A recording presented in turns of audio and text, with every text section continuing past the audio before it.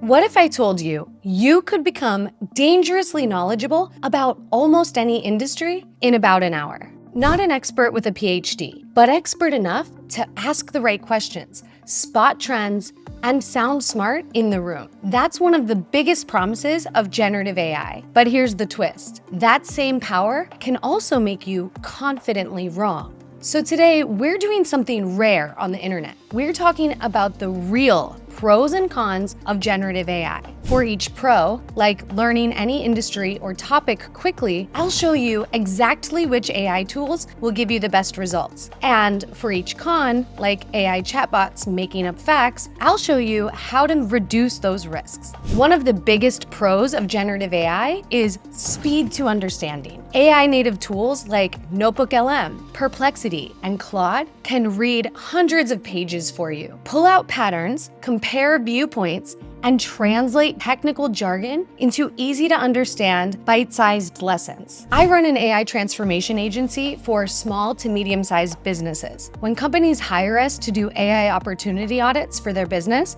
we need to learn their industry as quickly as possible. To do that, we use AI. The first tool in our stack is Perplexity Spaces. We created a space with built-in instructions for industry-specific research. This way, you don't need to give Perplexity any additional information or context. You just select the space and type in the industry that you want to learn. Research phase done. The reason we use Perplexity for this instead of ChatGPT or another large language model is because Perplexity gives you live sources and citations every time. I've also found that it hallucinates less than other AI tools. But research alone won't turn you into an expert overnight. For that, I use NotebookLM and 11 Reader. By the way, you can use all of these AI tools for free. NotebookLM is Google's AI-powered thinking partner that lets you upload sources, documents, PDFs, web pages, slides, even YouTube videos, and then chat with an AI that only answers from those sources, helping you understand any topic or industry quickly. The fact that NotebookLM only pulls data from the sources that you give it is an important distinction, especially because the con to being able to learn anything quickly is that AI sometimes makes things up.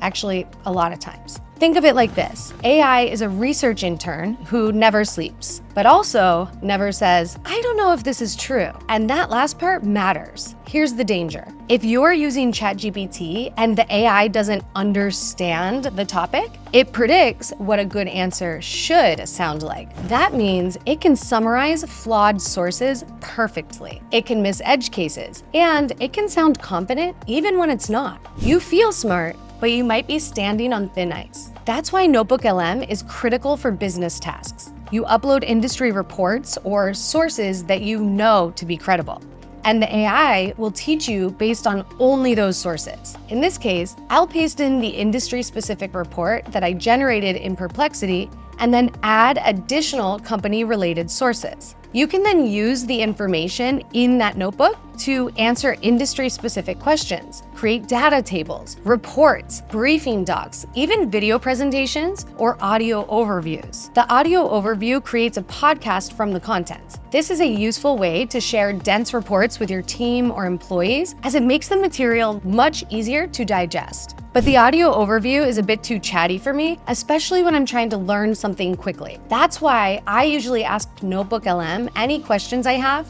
and then I save the output as notes. I then import those notes and reports into the final AI tool in this workflow, 11 Reader. This is a free tool from 11 Labs, an AI audio platform. I absolutely love it because I can listen to dense reports or learning material from anywhere. Driving in the car, on a run, washing dishes. I also love that you can choose celebrity voices to read the content to you. My favorite is Burt Reynolds. Messy.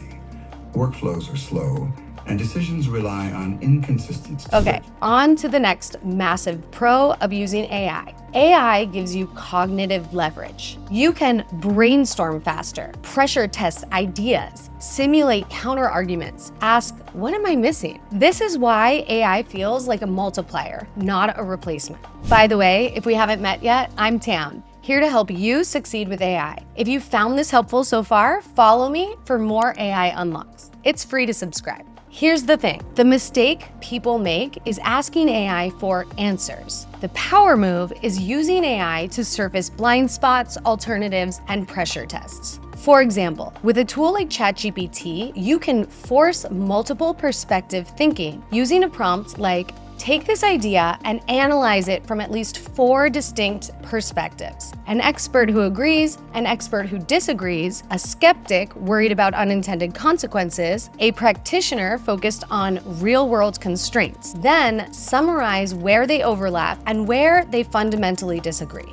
You're forcing the model out of its default polished consensus mode and into conflict. Conflict produces insight. The flip side, people start outsourcing thinking itself, and this is a massive con. If AI always generates the first draft, suggests the angle, chooses the framing, then you stop developing a taste, judgment, and intuition for those things.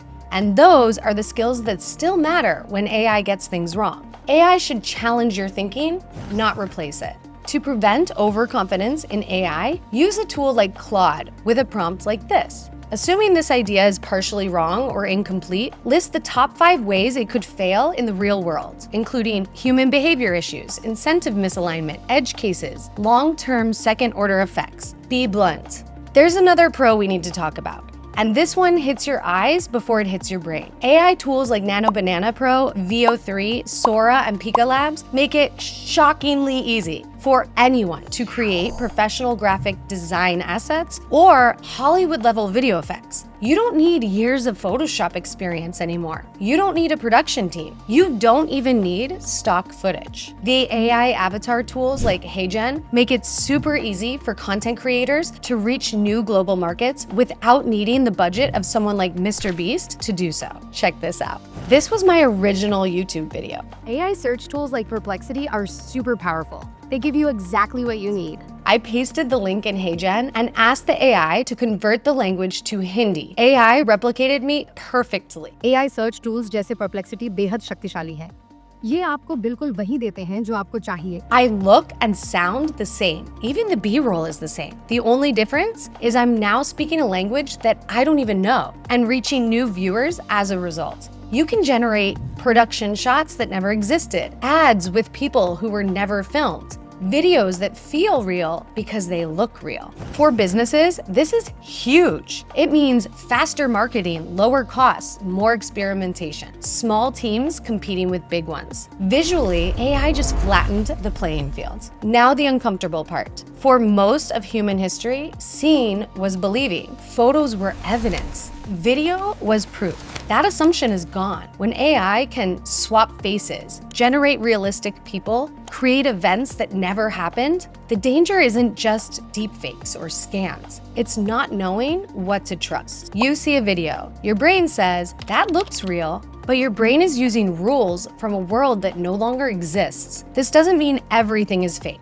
It means visual proof is no longer sufficient on its own. For creators and businesses, this is a superpower and a responsibility. The upside? You can tell stories better, show ideas faster, compete without massive budgets. The downside? Audiences are more skeptical. Trust is harder to earn. Authenticity matters more than ever. Ironically, in a world of perfect visuals, credibility becomes a differentiator. Not how real something looks, but who's showing it, why they're showing it, and whether you trust them. Generative AI didn't just change what we can create. It changed how we decide what's real.